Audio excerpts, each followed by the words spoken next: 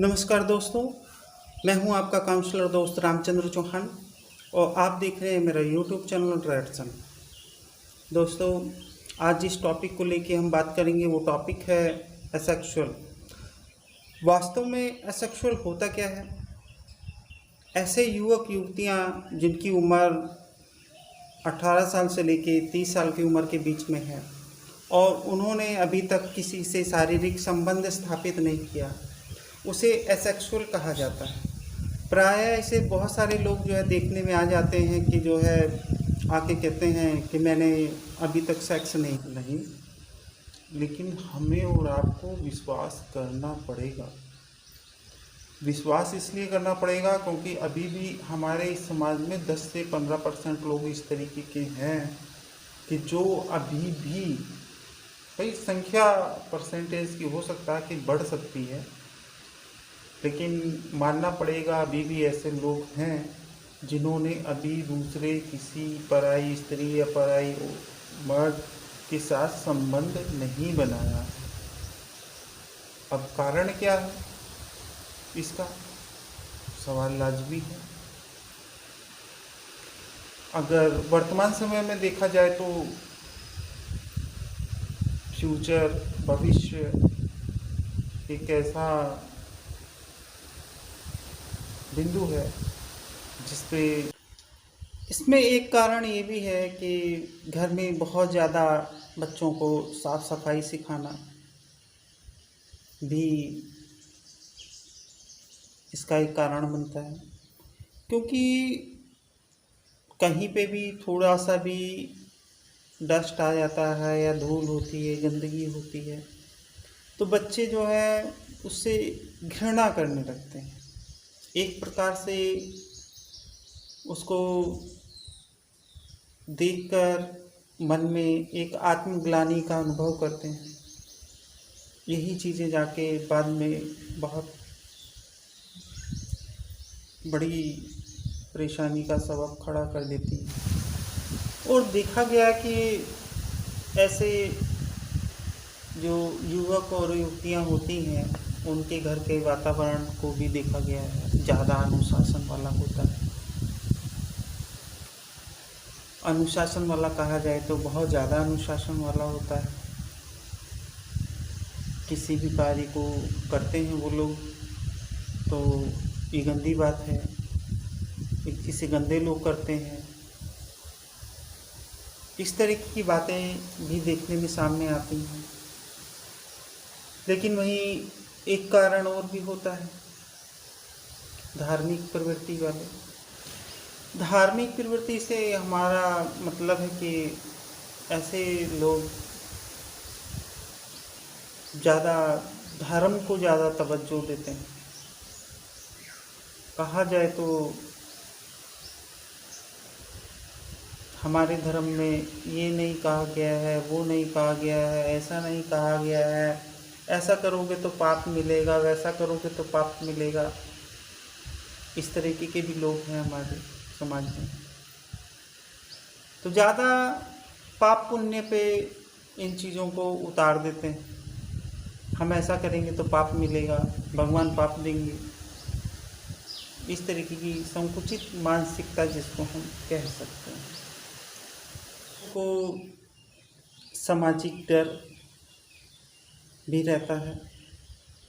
अगर हम किसी के साथ शारीरिक संबंध स्थापित करते हुए या गलत इशारा करते हुए या कुछ भी करते हुए अगर देखे गए या पकड़े गए तो समाज में हमारी जगहसाई होगी। हमें लोग बड़ी हे दृष्टि से देखेंगे। ऐसे लोग प्रायः देखा जाता है कि जिसके साथ शारीरिक संबंध स्थापित करना चाहते हैं या जिसके साथ रहना चाहते हैं, उसके साथ भावनात्मक रूप से जुड़ना चाहते हैं। दोस्ती भी करेंगे तो भावनात्मक रूप से पूर्णतः वफादार दोस्त खोजेंगे, अपना सेक्स पार्टनर खोजेंगे।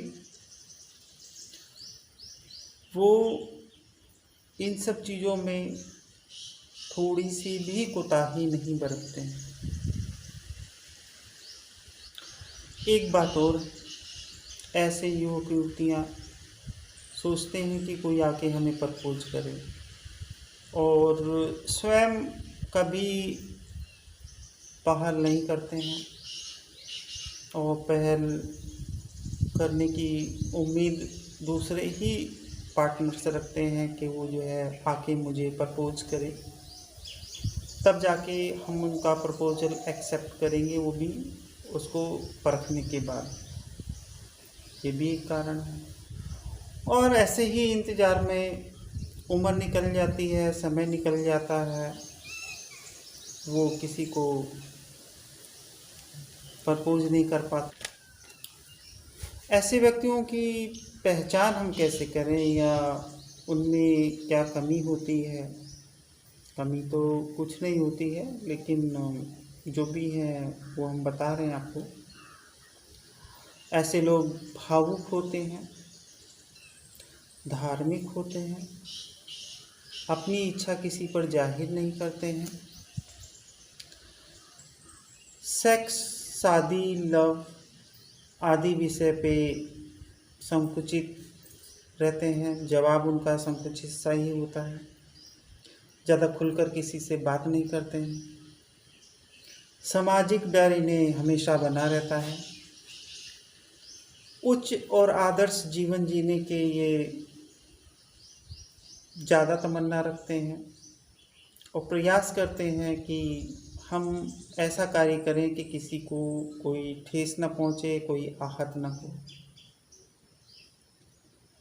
और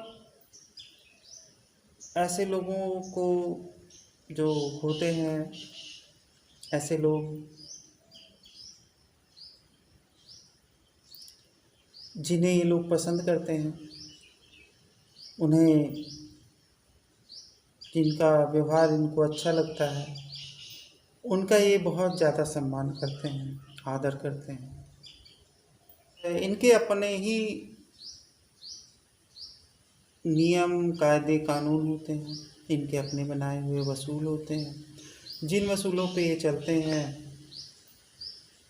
और उम्मीद करते हैं कि सामने वाले से भी अपेक्षा करते हैं कि वो भी इसी तरीके के नियम और आचरण बना के रखें, ताकि हम सभी मिलकर रहें। एक चीज़ और,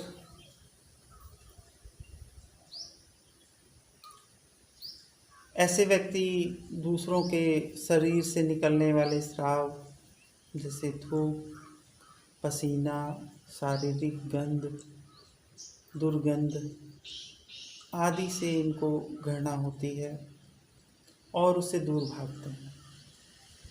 इन्हें एक प्रकार की आत्मग्लानि होती है।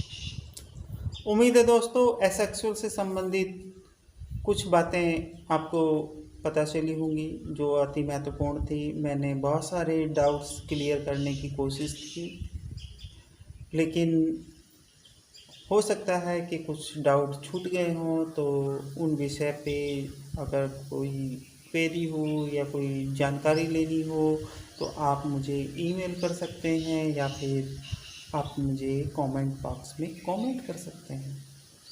तो इसी के साथ नमस्कार, आपका दिन शुभ हो, धन्यवाद।